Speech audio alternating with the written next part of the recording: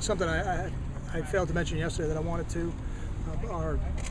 Our team is going to recognize Tim Hosey this week, one of our former orthopedics with Rutgers, I believe, for over 30 years, and somebody near and dear to our program. We have a helmet sticker that we will be wearing this season, and we're going to have a moment of silence at the game. Tim was a good friend and somebody who really cared about all of our student athletes. Questions?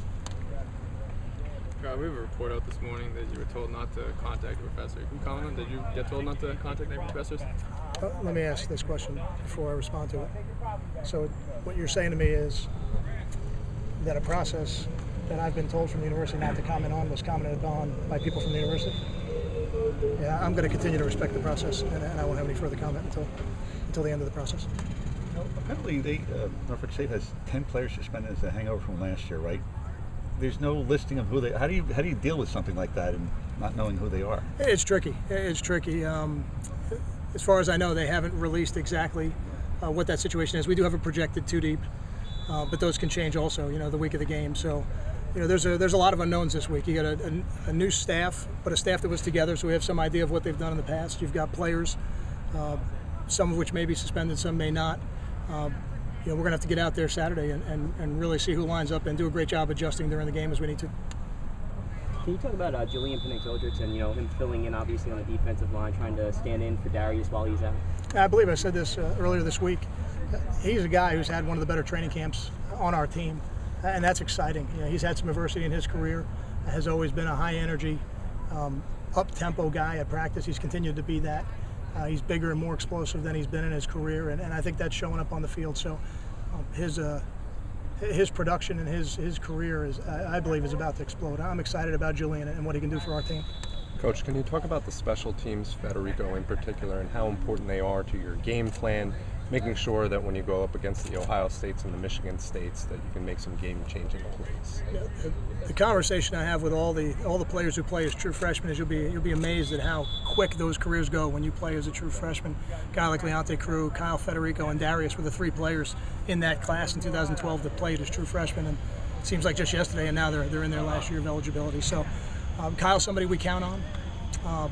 He came through for us in games last year and during his career, and as a senior, every team performs best when their seniors perform at a high level. So he is certainly we're going to be counting on, and it's nice to know that when you go into some of the hostile environments that we'll be in on the road, that you have somebody like him who's been through it before.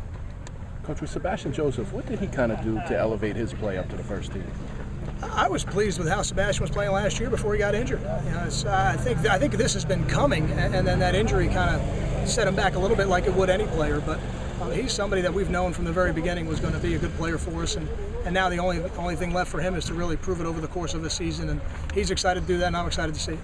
Coach, Jarius Adams, what would it take for him to play in that first half on Saturday, and what has he done in camp to earn that opportunity? Consistent.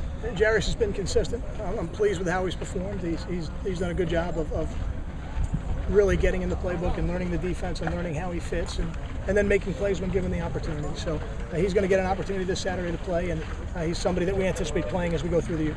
How big is this opportunity for Carlton to get the start on Saturday?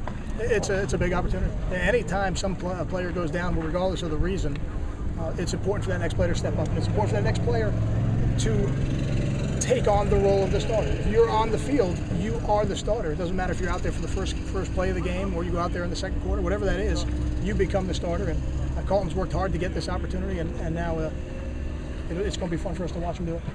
Obviously, he's behind Leonte on the depth chart. Do you see scenarios where they could play together? I think we'll have different personnel groups as we go through the season. I'm not sure you'll see them all in the first game. Some of those personnel groups could involve 4 and 5 wide receivers, so it certainly could be the case.